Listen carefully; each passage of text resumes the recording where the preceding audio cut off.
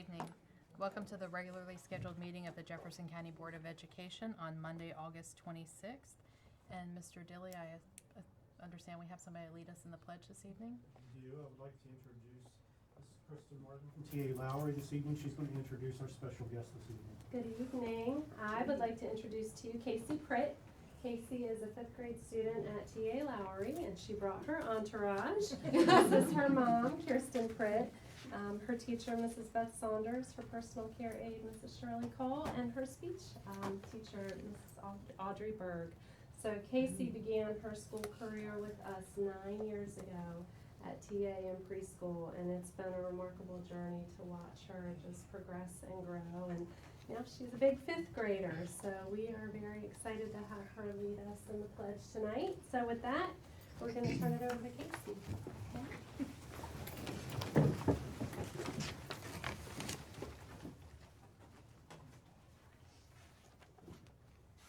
I pledge allegiance to the flag of the United States of the United States of America, of the United States of America, and to the republic for which it stands, and to the republic for which it stands, one nation, under God, indivisible, with liberty and justice for all. With liberty and justice for all.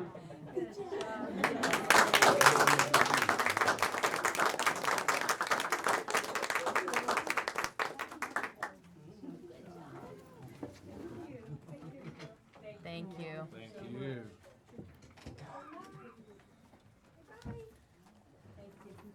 Thank you.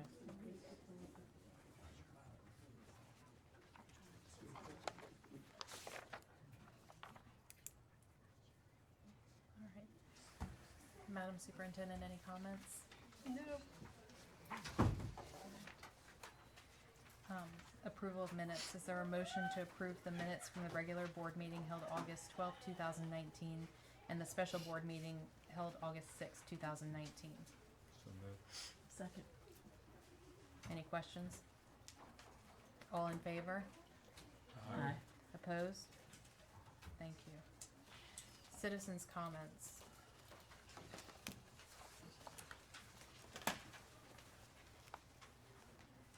I'll attempt to do, You may do timer for you? do you mind? Absolutely not. Thank you. Right before you do my go. No. Drop it from 72 to 71. All right, first up we have Ruth Hatcher, followed by Randy Runkles. That's right. Good evening. I'm Ruth Hatcher, and it was what we do as citizens here. I think is very important, and just seeing that young girl Casey here is why we're doing this. This is why I come to the Board of Education meeting, though I don't have to. So it's for her and other children is why I'm here. I'm asking, since Judge Hammer proposed that the pilot agreement is not enforceable, it's just a proposal, is it time to decouple from the pilot agreement, is my question.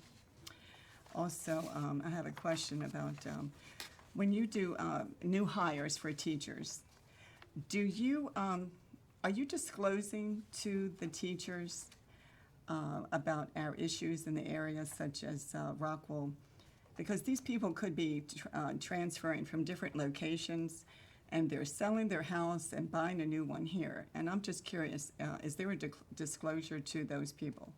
Because in real estate, I understand, there have been at least one broker that I'm aware of that has their buyers sign a disclosure that the gas line is here and Rockwell is here. So, you know, people need to know. But I think you should have a disclosure possibly about that for new hires that are coming to this county. They shouldn't buy a house and then have to move or leave, change jobs. They should know what they're getting into. And I just wanted to talk about the possible trucks that will be on the road, and they will be carrying liquid ammonia. See, the solution to pollution is dilution.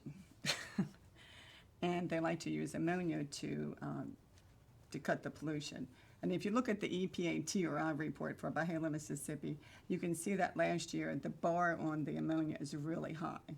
So those trucks apparently will be on the road often carrying that liquid ammonia. And you should look online for the accidents that would do. That would be a very hazardous, deadly accident just waiting to happen, just to let you know. So that's a very important aspect of it. And what else in there? And also, I looked at, it's a Grand Forks, British Columbia newspaper. It's Grand Forks Gazette. And you can pull that up online, and you can put Rockwell, Roxo in and get a lot of information. I pulled up one that was back in March 2011, and a woman, Nadine, wrote about poisoning the earth. And one of her paragraphs, she goes, "It appears that there is less and less honey produced in the valley.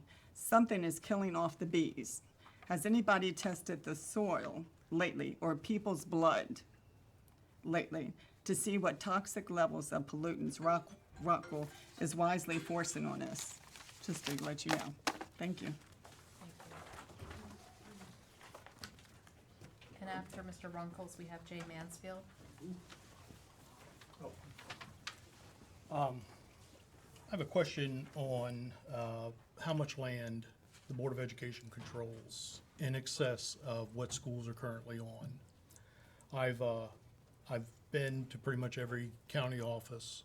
I've looked it up on state searches. No one has this answer, and the board doesn't, to my understanding, have the answer also. I'd like to know what that number is, and to be able to have that published publicly. And something I don't have on there is how much time is still spent on Rockwell issues for the Board of Education. So that's it. Thank you for your time. And after Mr. Mansfield, we have Brett Perlman. Congratulations, Grandpa. My name is Jay Mansfield. I'm from Shepherdstown. This is about Guardian System response. Last time I spoke about surveillance. The Guardian System will handle surveillance and alerting to protect our county from Ranson's poor choices. The next move after notification is response. Surveillance without response is somewhat useless. Principals don't like being put in a situation where the alarms are all going off and the response is unclear or inappropriate. Who's paying for the plan to respond to surveillance problems?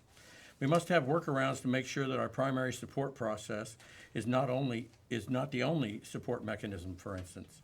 Plan A saves lives, Plan B saves lives, Plan C saves lawsuits. Who's paying for that?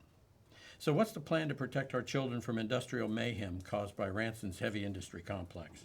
The plan was supposed to be, don't build heavy industry close to elementary schools. What happened to prevention? We had the vaccine and we didn't use it? Ask Patsy Nolan who's going to pay the bill when the parents sue. Seriously, ask her. She won't know the answer and will say I'm being an alarmist, even though the regulations have been violated and the children's safety is at stake. And I don't blame you guys for that. If there is no response plan, then who's going to write it? Who's paying for that? Who's going to approve the plan? Rockwell? My organic chemistry teacher used to say, what can happen will happen, given enough time. He blew up a wing of the life sciences building on the 4th floor because he left a reagent in the fridge for too long, 5 years, and it blew up. Do you increase the risk of disaster when you don't follow the guidelines? The answer is yes. Am I being unreasonable? The rules say don't do this. Ranson does it anyway, and the schools are left holding the dynamite. Would terrorists be interested in a formaldehyde methanol binder that would explosively react with liquid oxygen within 100 feet? That would never happen. Terrorists can't wait to make that happen. Is everyone awake now? Does Homeland Security understand that a chemical weapon with tons of chemicals is being built across the street from an elementary school and the Ranson City Council created the problem? Let's add tons of ammonia to that equation and ask yourself, shouldn't we at least put a pause here until we know what can be done to protect our children when tons of methanol, formaldehyde, liquid oxygen, and ammonia are across from our schools? Just remember, when the explosion happens, the windows will be blown out of the school. There goes Plan A, shelter in place. And the kids will temporarily lose their hearing. So getting them to listen to your guidance for affecting Plan B will be nearly impossible. Plan C will be all you have left, and I can't even think of what Plan C might be. My suggestion, Bill Ranson for the preparation of the disaster plan. Bill Ranson for the rider to your insurance, because Rockwell just changed everything for the insurance agency. Bill Ranson for monthly training and yearly evaluation of training. Keep billing them until they start helping you stop this insanity. How many children's lives did we risk to procure 100-plus dull, dangerous jobs? We found out it's risky for our children in school place. I'm willing to help. Thank you. And after Mr. Perlman, we have Margaret Tice. Good evening, I'm Grant Perlman, recently retired from Jefferson County Schools, but I think I'm always a teacher. It kind of goes with a number of years, you always have the concern. So I came to follow up on my last meeting, and I wanted to read you just a little bit from the little blurb that I put on a piece of paper that I sent you, and a couple of quick extemporaneous remarks. So, members of the board, September 20th to 27th is a week focused on climate change and students learning about the science, policy issues, and what they can do to move adults to take action now. Few things can interest a young person more than seeing a peer in a leadership role in something that affects them and their community and country. Greta Thunberg, and I am not pronouncing it correctly, I apologize, a 16-year-old Swedish student, has become emblematic in the worldwide movement to address issues related to climate change. We should make sure that all of our students are aware of her and her work to raise awareness and promote action. Please take a few minutes to look at the materials linked below. I can send this to you on email if you like. I think you will agree that we too need to take action to promote information gathering and critical thinking on these vital issues. Here's the thing. We are in the business of education. That's not test taking. That's about learning critical thinking and promoting, fostering intellectual curiosity. It's about young people learning and being encouraged to learn to say, why? How? Why not? Why shouldn't we? How could we? To ask questions that move their curiosity forward. That's what we want for our children. So this is an issue that is truly existential. Some people say it's debatable. 90+% of scientists in the world say, no, it's really not. The Amazon forest right now is on fire. And we're going to see clouds obscuring the sun around the world. This has happened before. We're going to lose trees that suck up carbon dioxide.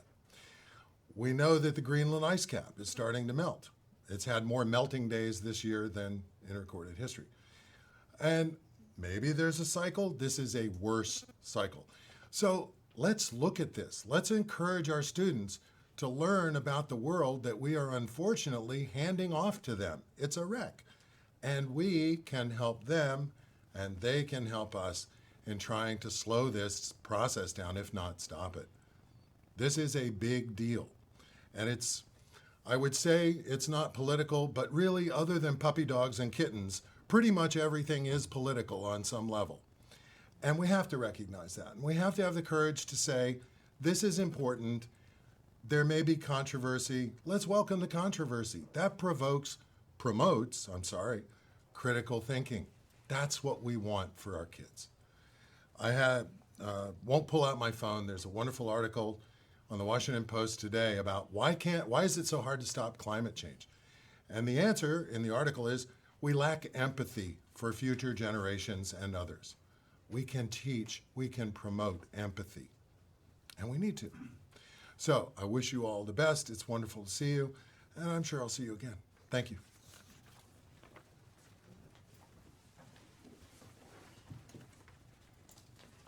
Hello. I'm going to change the topic. I'm Margaret Tice, and I'm a teacher in Jefferson County, and I love to travel.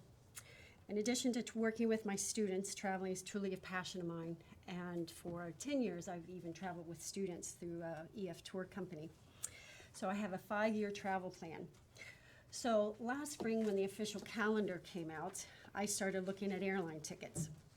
When the prices dropped in early June, my travel partners and we immediately bought a round-trip plane ticket to Paris.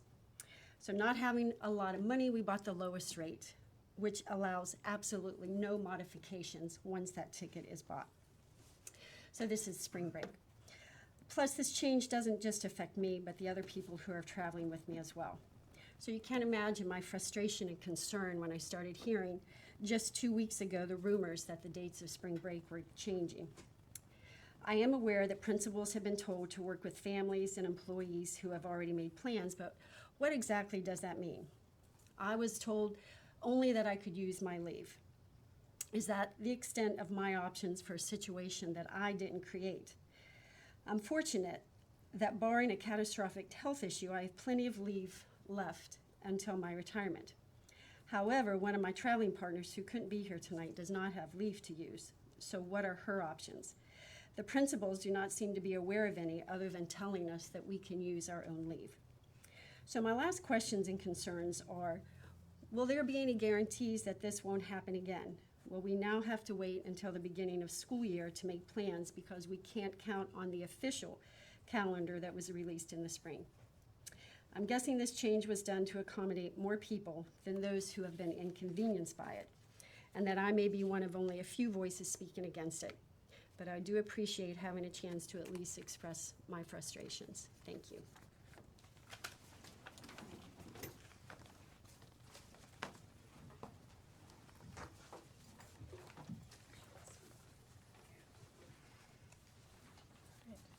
Consent agenda. No changes. Is there a motion to approve the consent agenda? I have a question. Dr. Gibson, I had sent an email on a finance question. Could you just send it back to me? Oh, absolutely, ma'am. I saw that when you sent it a couple hours ago, but I'll have to have an opportunity to research it. Okay, thank you. Is there a motion for the consent agenda? Second? Second. Any other questions or concerns?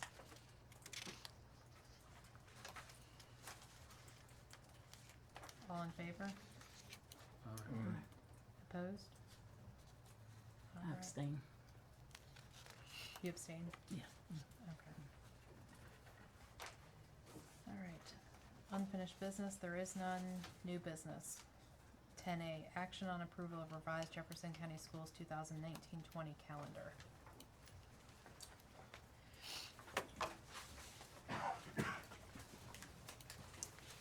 Good evening, board members. 3 years ago, an agreement between Berkeley, Morgan, and Jefferson counties established a 5-year calendar. The agreement included the process for determining where spring break would fall each year in the calendar. The calendar established April 13th through the 17th, 2020 as the break. With the anticipation of other districts following the agreed-upon schedule, Jefferson County approved the calendar in December of 2018. This approved calendar was shared with the neighboring districts. Unfortunately, somewhere along the way, the deviation from the plan to alter the spring break week did not get communicated to the proper individuals. This breakdown in communication led to the recent discovery of 3 districts not being aligned in their calendars. Therefore, we are making the recommendation to alter our calendars to ensure our spring break does not negatively impact our students and families. And obviously, from what we heard earlier, not everybody's going to be in agreement on this. But we are making the recommendation to try to work with those families that are being negatively impacted and employees. We know approximately 25% or roughly 400 employees of our staff lives in Berkeley and Morgan counties. Many of these staff members have children enrolled in Berkeley and Morgan counties and would face some form of hardship. These individuals would either be forced to seek out child care or take a week from their position in Jefferson County to either care for their children or participate in their own spring break plans. They may also choose to remain at work and be forced to cover the additional cost of child care services. If they choose to leave either child care or participation in their individual break plans, this would overwhelm the demand for substitutes in the district, thus potentially severely compromising the quality of services to our students. Additionally, around 110 students attend James Rumsey Technical Institute. These students would miss 2 weeks of classes as the school for the adjustment is not made. Additionally, these students would have to be provided coverage and resources back at their home high schools as they waited without anything to do for the week. We're also recommending to move the OS day from the original Friday, April 10th, to Monday, April 13th, to extend the break and minimize the impact of families. These negative outcomes for our students and the families are why we ask this board this evening to approve the change to the calendar. Any questions? I'll do my best to answer. Right, I was just thinking, because you're new here, I just want to give a little history of our calendar situation. So Berkeley and Jefferson County have not always been in sync, but we had really, tried to be in sync the last 3 years, which is great. But before that, there was a lot of discussion about us moving our start of school away from the county fair, because we had 220 students Right. that are involved with livestock and have to miss school that first week. And we got through that. They agree with we're okay with them now. So to change spring break for people who live in Berkeley County, I would just say I'm in favor of those who live and pay taxes in Jefferson County, not including the 9,000 families with 9,000 students. We don't know how many of those families have already made plans for the spring break that we posted. And even if it's only 20%, you're still talking about 2,000 people, if it's that. So historically, I think we definitely have to, when we set our official calendar, it needs to be something that people can count on. And this is end of August. And so, again, I just think for those who live in Jefferson County and have made plans and/or for their students who don't want to take student educational leave because maybe they're striving for perfect attendance. So we've been through this calendar thing for years, and I would just hope that the people who live in Berkeley County and sign contracts in June, the calendar was set then, that they had an idea of what it was, and that we just try to do better next year and really communicate and be more diligent about syncing our calendars. That's my opinion. All right. Before we take more comments, is there a motion to approve the revised Jefferson County 2019-20 calendar? So moved, so we can have discussion. Is there a second? Second. All right. Did you have a comment? or- I just have a question. Did we receive any feedback from I know that that Berkeley and Morgan both got brand new superintendents this year. So clearly it was not somehow communicated that we already had a plan. We already have a calendar. We follow the plan. It does, I think, put us in a bind with especially our Rumsey students. Correct.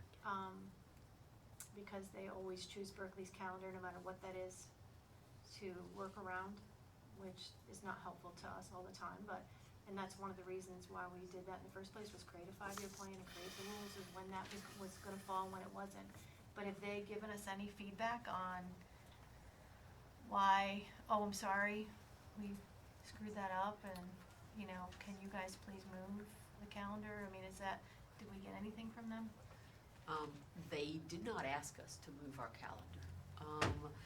They conveyed that they were initially in favor of going by the 5-year calendar, but they made the decision to change their testing date when the state came out with options for SAT testing.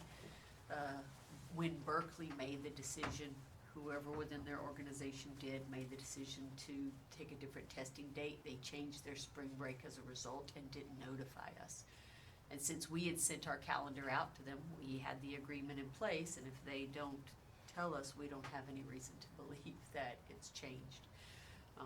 I did send I wrote one email and then I erased it, and I wrote another email that's to the interim superintendent and the incoming superintendent for Berkeley and the superintendent Morgan. And I said, things happen, and we recognize we have no authority to bind any other boards. We don't have the authority, this board doesn't have the authority to bind future boards. It was a gentleman's agreement to the benefit of all of our families.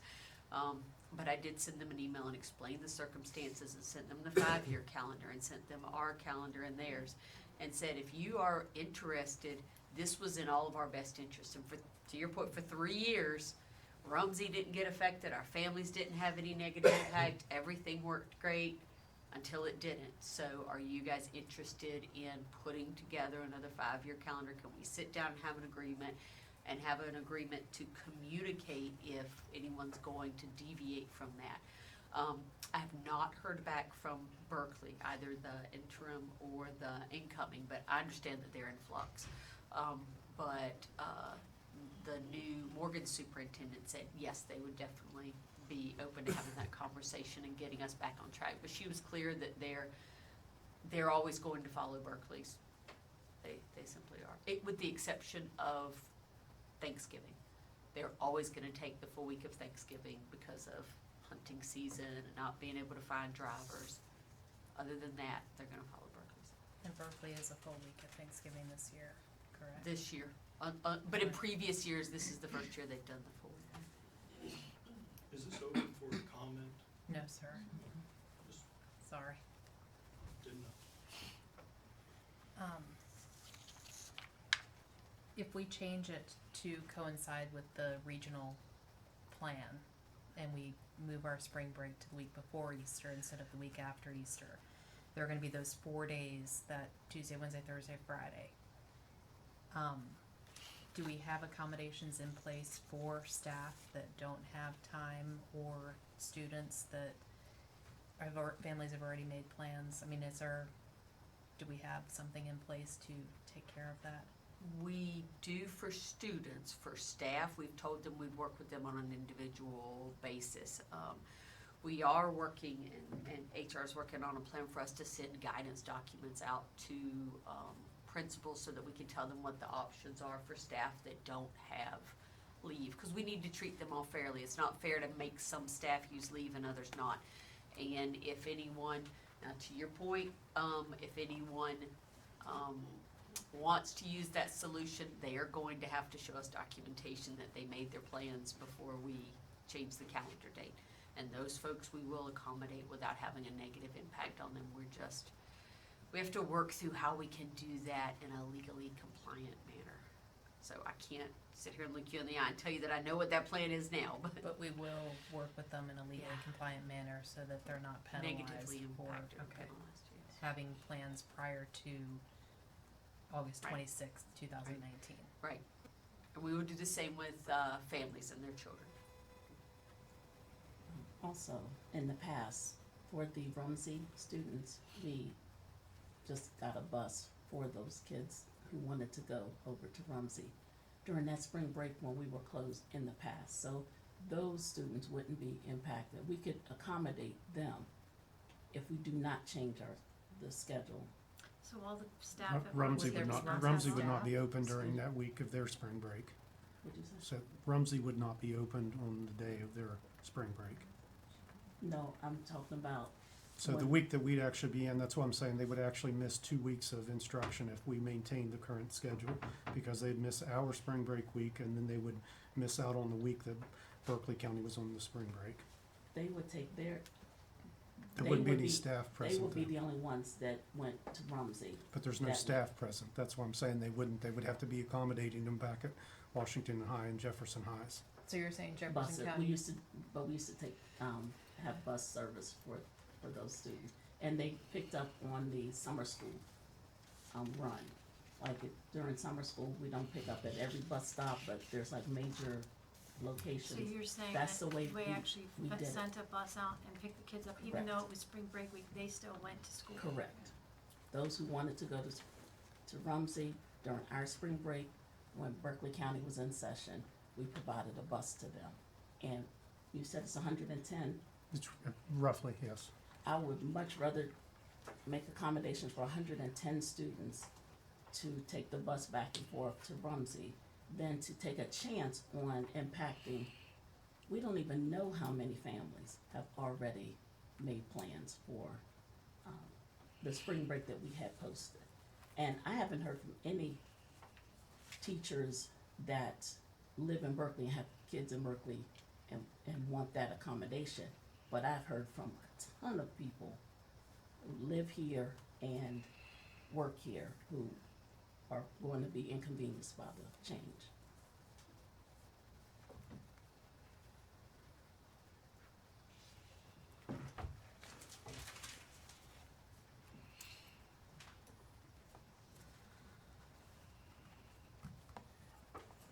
If we don't change, I think it's 30-odd% of our teachers live in Berkeley County. It's roughly 25%, is roughly about 400 total Okay. employees. So I think it's more than that, but anyway, that's, if we are not in sync with them, and those teachers stay home because they have to take care of their kids, that means we need Substitutes. 400 sub-teachers. And Potentially. we don't have that many, not anywhere even close to that. So that puts us in a bind, and I think that's what we really have to look at here.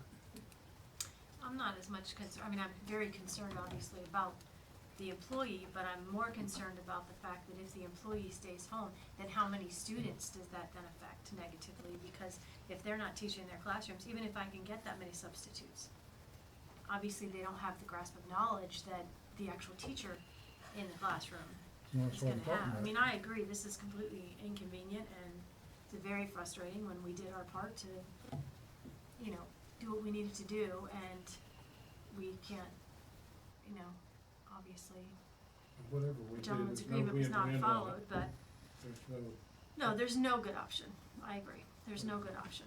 We know for sure we're gonna affect, you know, at least 500 plus families for sure. How do we Like know you that, said. though? Well, because even if you wanna bus students up there, it still has to be their option. They may or may not go. Then it also means we have to, you know, get those buses and send all those kids up there. So we're impacting 110 students there and 400 teachers and their families, cause some of their kids are students here as well. But some, we don't know how many are live in Berkeley County and have students that go to school in Berkeley County that have requested childcare. Right.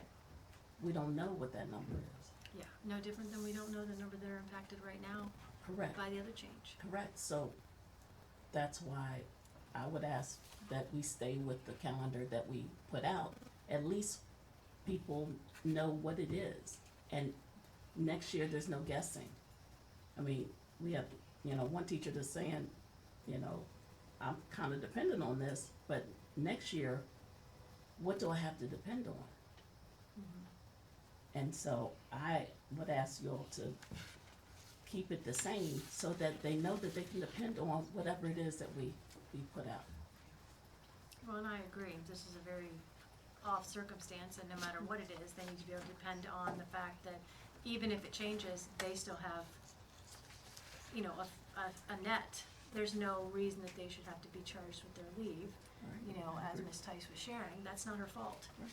And when you do travel and you have students, especially that travel with you, and you plan that a long time in advance, it's, you know, you have to buy those tickets a long time in advance. It used to, as you know, you weren't here then, but as some of the other guys, and you guys, even before we were on the board, I remember not having that calendar until stinking April or May or June or for the following August school year. So we were thankful when we started putting it on in December the year before and we didn't have to guess. But with that comes yet another level of risk. Nothing's ever easy. No. Especially since we don't have a plan for those teachers. I think this year we just apologize wholeheartedly that we didn't sync up, we didn't have that conversation in May. I would even change it in June, but August 26th, school was already started. I heard from kindergarten teachers who said, I already printed out the schedule and sent it home, with the kids. I mean, Did any schools send the original information home? Do you know? Not to our knowledge. We notified all unless Yeah, I Mr. can't Dilly speak knows to something. if somebody did or not, they may have, but somebody we did did notify the individually, principals that there right. may be a change. We sent them to all principals in advance, told them. Now, we did have some anxious people because they had used a lot of paper to print calendars, and so they put them all back down and printed all of the new calendars. To our knowledge, no one sent out the old calendars.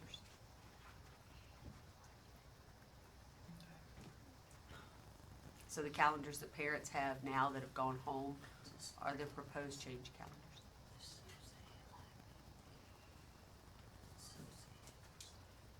All right. Any other questions or comments?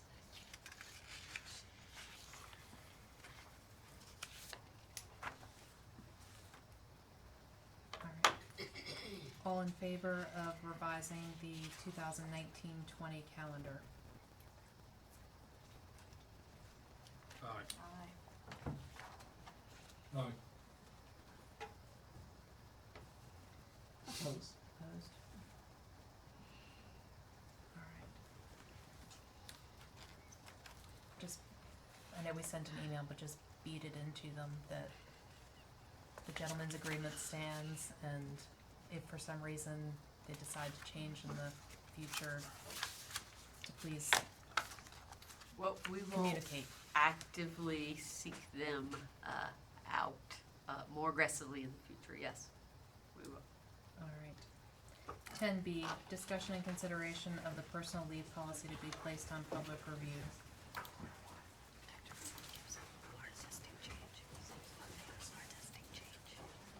Good evening. Tonight for your discussion and consideration, we have the following policy to be placed on public review with your approval. Policy 2.8.1, the personal leave policy. With the passage of House Bill 206, legislation did change the days that employees are permitted to get to receive from 3 days to 4 days. And since that was a legislative change, we do need to make that change in our policy, which is the reason why we're presenting this policy for public review. While taking the time to make that change, felt it was prudent to go ahead and take a look at the policy to review it to see if there was any other changes that made sense to make at this time. So in section 5, you'll see the change to 3 days, and then just an addition of a language piece in the top of that section. It doesn't make any impacting change. There's no change associated with that. It's just clearing up the language a little bit. And then in section 6, the policy had previously read more than 5 consecutive days, then you would need to produce some medical documentation. And that was changed to be 5 or more consecutive days. And that puts it in alignment with policies across the state and makes it more consistent with a leave policy surrounding this type of language and this procedure and practice. So ours said 5 days, so if you're absent 6, you don't need a note, is that? Once you reach 5, once you reach 5, then you would need to produce a doctor's note. All right. Is there a motion to consider putting the personal leave policy out on public review? So moved. Second. Second. Any other discussion or questions? I would just like to say, I know when we went to Charleston last year in February, this did come up in conversation, and I was disappointed that it only got to this place, but I know we did speak to them in regards to our staff and the fact that it wasn't fair that you only get so many leave with cause. Why can't you just give them a number of days and allow them to use them as they want to? Because when they have time to plan in that regard, we can get more substitutes easily. It helps, retention for us as well. Mm-hmm. And it makes more sense for them. So I was a little disappointed to see it only went to one additional day. I would have liked to have seen the whole thing just be given to them to be able to do, but I mean, I'm thankful that they listened to something, so we'll just have to try to push again this year to. That's where they showed us the chart where if a teacher tells you 5 days ahead of time that they're gonna be absent on Friday, you have like 100% fill rate for that position. And then if they tell you, 2 days ahead, you have like a 80%. And they tell you the morning of, you have like a, 17% or something ridiculous. I mean, Not that bad. Just want to point that out. well, it was definitely a lot less than the 98 to 100%. And frankly, in my opinion, not fair for an employee. If they need a day, they should be able to take a day. If they earned those days, no different than anybody else gets to take those days, so. And how long are you planning on placing it on public review? I would have to learn your procedures that you guys follow 30 days. What do you 2 follow? weeks. You follow 2 weeks, okay. I would follow what is your normal protocol and procedure. Our normal. Yeah, your normal. Well, your normal is now our normal, so it's our normal. All right, well, let's do 2 weeks. All right. So all in favor of placing the personal leave policy on public review? Opposed? Thank you. All right, 10C, action on approval to award the HVAC bid for the 2019-20 school year.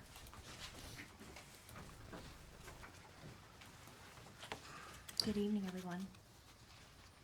I'm here to recommend, after putting a request for proposal out, a contractor for HVAC services. In July, Brandon Caton, the new coordinator of maintenance, and I came on board and began assessment of our facilities. Among one of our first assessments was to evaluate the condition of our HVAC systems. It was important that this was a top priority for us to keep our students and staff safe and comfortable while making sure that they had the best learning environments. We discovered that we had a lot of work to do to keep our units operational. During our assessment, we found that the quality of preventative maintenance system-wide needed to be performed at a higher level in order to keep our units running and extend the life of all of our HVAC equipment. We held meetings with our former HVAC contractor to lay out our expectations for the quality of preventative maintenance and the importance of maintaining a regular preventative maintenance schedule. During our meetings, it became clear that we could not reach an agreement which held to our standards. So we decided to sever our ties with our former HVAC company and go out to bid for our HVAC services. Based on the review of our facilities, again, we began more research with the study of our HVAC work orders. That data led us to discover that our former HVAC contractor demonstrated that there were no clear evidence of schedules, and that was based on the condition that we found many of our HVAC systems in. Feedback is critically important to us in maintenance, and we've received a lot of feedback regarding HVAC services. So as we evaluated HVAC equipment, we collaborated with principals in our building, other staff, as well as maintenance to assess the comfort level that was in the buildings and to gather information. It's been clear over the last several weeks from many of our stakeholders that they have higher expectations for our HVAC services. We join them in that sentiment and appreciate their valuable feedback as we work for the safety and comfort of our children. In seeking an HVAC contractor, we were committed to evaluating, when we went out to bid, companies that submitted the bid for services, both on their commercial and their residential experience, because we have both types of systems in our school system. And we have several different types of commercial HVAC systems, so it was important we had a company that had a wide variety of experience with a lot of different HVAC systems. We also wanted to address the quality of preventative maintenance based on expected tasks that were to be performed as part of high-quality preventive maintenance tasks, and the frequency that these tasks were performed. Finally, we wanted the ability to commit to and produce a schedule for regular high-quality maintenance that was routine to occur. This will help us to lower drastically the amount of emergency repairs We put together a committee and we used a rubric for our evaluation of any company who submitted a bid. Our committee met and worked through our rubric. So at this time, we recommend to the board that Southern Air be awarded the contract to perform our HVAC services. Pending board action, we look forward to a new partnership with an HVAC contractor in order to keep all students and staff in Jefferson County schools safe and comfortable in our buildings. This is a top priority for us.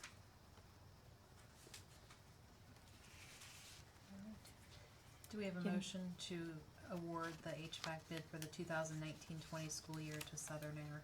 So moved. Second. Any questions? I'd just like to say that, it'd be nice getting Southern Air back. I remember when I worked for the schools and they had a guy that came around and it was the same guy all the time, so I knew that had a relationship. Right, right, and it was a valuable relationship. He's very knowledgeable, and in the past several weeks, he has been with us, and we have asked for, bids for the labor of that, of the gap, the gap that's existed, and they have been working with us and providing the needed technicians, and we can't thank them enough for their help. I was saddened to see us go with another company when we moved away from Southern Air because they provided high-quality service to They us. absolutely do. And do you have any idea what the cost of Southern Air's bid when we last had them? I do. And the bid that we had from Riddleberger? I do, yes. I have it written down in here. Bear with me while I... Okay, so the last bid for labor was fiscal year 17, and it was $280,888.33. In fiscal year 18, Riddleberger's took over that, and it was for labor for 11 months, $457,358. I will say that, and Brandon can correct me if I'm wrong, but that did include some parts. It did. It included some parts, but it also excluded your top dollar parts, your refrigerant, your coils, your compressors, your motor fans. So they were supplying belts, fan blades, capacitors, your low end parts. And out of contract, we went over $131,910.27 that year for a total of $589,268.27 that in fiscal year 18 we gave to that company. Do you know what our total was for the year before? Yeah, in FY 17 for Southern Air for parts and labor, $500,604.09. So it's a difference of About the same. about the same. Well, It was last year. about 89,000. It's 90,000. Yeah. So 18, 19, it was significantly more through Riddleberger. Yeah, 19 was 647,000. For way less work. Yes. I think it also is important for us to, I'm very thankful for yours and Brandon's leadership to be able to, follow up with that, thankful for knowing that it was done right, thankful to know that the bid process was done right and well. And then we can be comfortable in that, so I appreciate that work. Also, though, I think it's important to note and important to maybe even the Winchester school system, where I believe that they touted having those contracts and being so good at what they did there, that someone at least lets them know the lack of service that we have received here in Jefferson County, because we don't want other school systems to have to suffer the consequences of what we have suffered, and we don't want their students to have to go through that either. So I appreciate what you guys have done. Thank you. Also, the quality of the technicians that Southern Air send us are extremely, they're very qualified and stay up to date. And Southern Air sends them to school, and I don't think we can go wrong with Southern Air. They do. They follow ASHRAE standards. Their technicians, when you compile them, have 35 plus certifications, and they do train them and keep them up to date. Any other comments or questions? All right, all in favor of awarding the HVAC bid for the 19-20 school year to Southern Air? Aye. Opposed?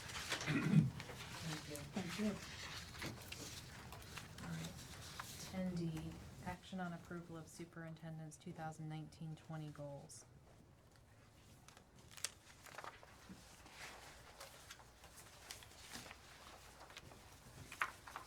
If we're knocking it from 72 to 71, which one are we taking off? HVAC system? Okay. All right. Did you want to comment on this, Dr. Gibson, or would you like me to go over it? No, ma'am. I trust the board has the system of students' best interest at heart, and they will direct me as needed. All right. I believe you all have a copy of the goals in front of you. The first one is to develop an implementation strategy and accountability metric for high school counseling customer service to include A, clear proactive guidance on course options, B, support for higher level coursework, and C, timely direct student advisement on issues brought to counselors. Goal number 2 would be all master schedules for every school to be completed prior to May 30th. Any requests for additional teaching staff must be submitted by May 1st and accompanied by a completed master schedule. All individual schedules for current Jefferson County school students must be completed by June 30th or final day of extended contract. And once those are completed, we will get them to the students in a timely manner following the June 30th deadline. Yes, ma'am. Thank you. Number 3, public development and review of proposed middle school entrepreneurship program. Educators, parents, and community business leaders will work collaboratively to define the skill set, training methods, and program parameters for full program implementation in 2021. And number 4, research cost-effective legal services and present options to the board for retention.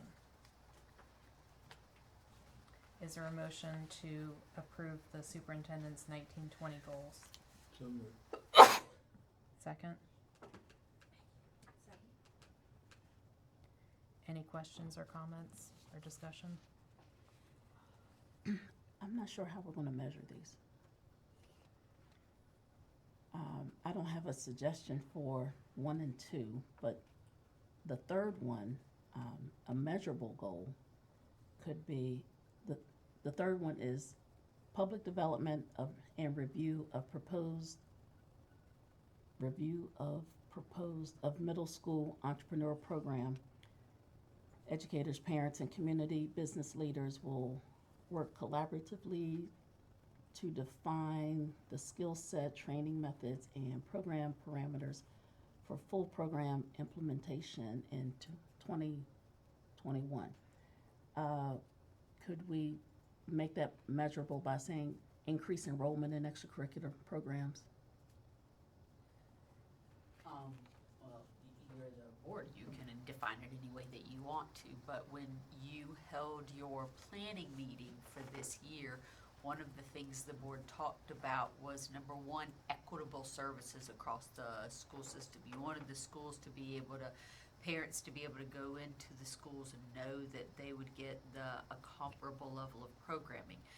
There was also the discussion based on Mr. Dilly's presentation that in addition to our academic goals,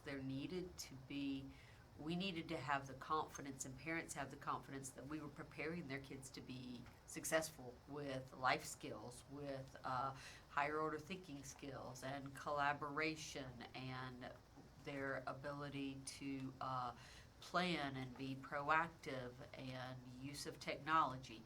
And so the board's direction at that time was to develop at the middle school level a program that would deliver those skills. And so the idea was we would spend this time working with the community and having these community forums and, surveying parents. What do you want in these programs? What do you want your kids to be able to do? We've talked about having our business community as mentors for the students and having business presentations for them to be able to do their own small business. Certainly us being able to have any extracurriculars that are tied to that, we're certainly welcome to do, but this was, from my understanding from the board, tied to that middle school programming during the school day. And I think the metric would be if it's ready to roll out for 2021. And we certainly, just as the last year you gave me the goals, and then you had me come back and give to you a timeline that said, what are you going to, in order to give this to us, what steps are you gonna take on this timeline? And you had a timeline of those things. And I'm happy to produce that again for you if you would like. I just don't know how we measure what we have here. Goals need to be measurable, and even enrollment in those classes that you're talking about would be a way to measure that, okay, it took place because we have students enrolled in it for 2021. Well, Well, and this is the so, creation. again, this is the creation, but I could certainly give you some information on what I would, if these are the goals that you give me, then it's my responsibility to come back to you with with proposed measurements for those. So on the high school counseling, number one, we do a survey. Now, the timing on that one is typically in the fall, and they give us feedback on the services that they receive. We could do a separate one for guidance. But in terms of timely direct student advisement, at the end of last year, we put into place in both counseling offices an iPad kiosk with a sign-in system that allows us to track every individual student, the counselor they're coming to see, and the time frame between when they signed in to ask to see a counselor and when they were seen by a counselor. We can pull that report daily, weekly, monthly, so we have a way of tracking whether or not that level of customer service at least is improving or meeting our standards. In terms of support for higher level coursework, that's an easy one. What percentage of, how is this percentage of students increasing in terms of the level of coursework that we offer, and that also the counselors encourage and are flexible in getting students into. As far as the master schedule being completed for every school, again, your count is that they get completed. Black and white. Right, that instead of getting done in August, which sometimes happens now, they will all be done before anyone leaves for the end of the school year. Researching cost-effective legal services and presenting options to the board. Again, I will be here in the fall with a presentation to you that says, here's the proposal that we put out, here are the bids that we got back, here are all of your options, please give me direction. So they're all things that you will see if I get them done or not, but I can certainly do as I did before and have objective timeline steps for each one of these. The timelines are fine. I just don't know how we know if you exceeded or met or didn't meet those different goals. They need to be framed in a way that are measurable. I mean, I hear what you're saying about steps and strategies and how you're going to get things done, but I just don't know how these how we actually can say, show this is how we're improving, this is how we're meeting our goals. I think by the updates she's giving us will show that the progression of what she's doing on each of these. And then at the end of the year, we will sit down and see if the schedules were out on time, and see if we do have legal services that are appropriate for us. I think they're measurable. Well, and how many community forums did we have? What was the feedback from our business community? How well was everybody involved in that process? Do we have this program up and running for the start of the year? And if so, how many students do we have that are we starting with for this year? Because by the time we look at these goals, it will be the end of the school year, and if we're gonna start something for the 2020, we should have a pretty good idea of how many classes will be at what school and what's gonna happen, or if we have one pilot, or how it's gonna be transformed. So I feel like there's an awful lot of measurement there to find out how far we've gotten down this path with this being the goal. I guess the next year, if you wanted to make that a goal again, to say that we'd like to see you know, this program increase by, you know, X percent, or by 2 classrooms per school, or, you know, by that, then I feel like you could in that regard, but I don't know how we could make that goal when we don't really know what it's gonna look like yet. I think that would be almost an easy goal, because if they don't exist and we can show this is the enrollment, and before we only had these programs, now we have these many programs. I mean, so I think it's definitely doable. We just have to frame it in a way that is easy to, you know, you say, bam, I met that, done. You know, the lawyer, number 4, researching and helping us find new legal counsel, either gets done or it doesn't. So, am I hearing you say that you would like to see at least that one or something framed differently? So, I mean, by approving of these goals, obviously we can move forward. We can come back, we can discuss the goals, we can change the goals, we can talk about different things throughout the year, which we have done before. So if there's a better way to do that you feel like you would like to see. I think it needs to be easy enough for a person who is not really in tune to what we do to be able to look at it and see what the goal is, and be able to, you know, show improvement or increase, you know. The same as the goals for, like, you have common goals, right? The academic improvement, the financial management, those things, you know, you can easily show someone, yes, we are doing, you know, we did this. But these are strategies, in which I appreciate the strategies, but to put that out as a goal, I just think it's gonna be hard for me to, you know, well, yes, they were met because, I mean, how do I measure clear, proactive, like, how do I measure that something is proactive? And however that is, that's the way we should frame it.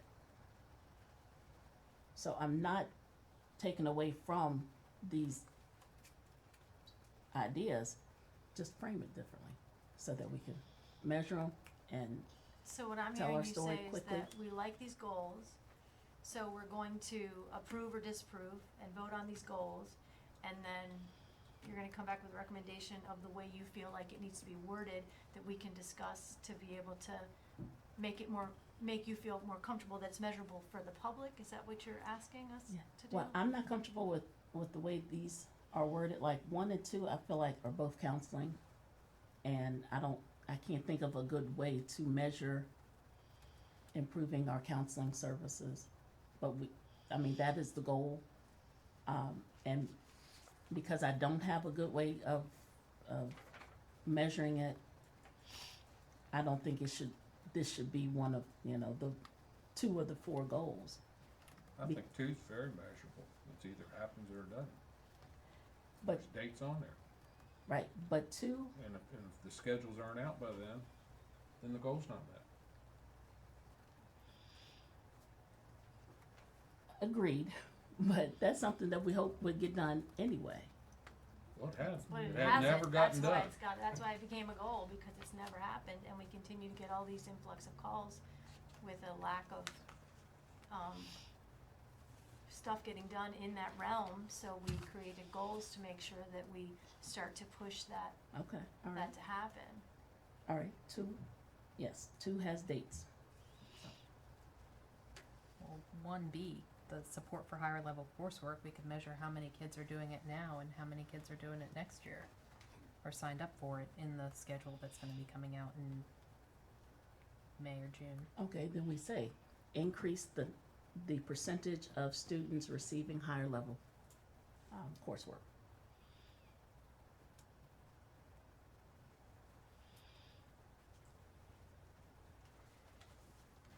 I mean, it's measurable, right? Increase, Well, It's either an increase, or it would be an increase, or we're looking for uniformity. When we get reports back that say, you know, one high school has 10 kids in a dual enrollment class and another high school has 47 kids in a dual enrollment class, that's inequity. What we're asking for is more equity, so the measurement wouldn't necessarily be that there are more, but there's gonna be more by, just because of the way that that is formed as it is, that it has to be equitable. So in other words, we wanna have 47 and 47, or we wanna have 30 and 30, and then 20 in this class and 20 in this class. Maybe they left this one, so there's less over here, but there's more over here. So, I guess what you're saying, I'm saying, I'm just how do saying- you measure support for higher level coursework?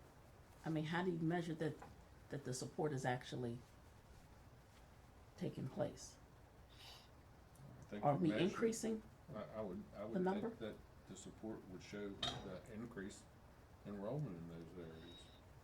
Then that's what I'm And saying. it's not just the increased enrollment, I think there also needs to be better communication, because evidently some students at one of the schools are no longer in a class because they didn't know to register with the higher education school. So, you know, the numbers went from like 6 or 8 kids down to 4. So I mean, you know, it's just, communication is key along the way, and I think that if we just leave it as support for higher level coursework, and then Dr. Gibson gives us her steps on how she's going to accomplish these goals, I think that'll fill in whatever, you know, clarity gaps there might be. Okay, I just don't know how you measure it. Well, And just an aside to that, just has nothing to do with this conversation. For dual enrollment, I saw that they're having something on September 12th with those students who maybe still want dual enrollment classes. Shepherd is doing it is for September 12th. homeschool, Well, no, It had- it said homeschool, It's- public, private. yeah, it could be for anything, but that's how it's been advertised, I think it's for next year. has it been advertised It's advertised. I just saw it today. Mhm. through our system? No, Chamber of Commerce. Chamber of Commerce. Okay. Like I said, Another measurable yes. aspect. Communication. Okay. Well, right now we have a motion on the table to approve the superintendent's 1920 goals. Any other discussion? All in favor? Opposed? Opposed.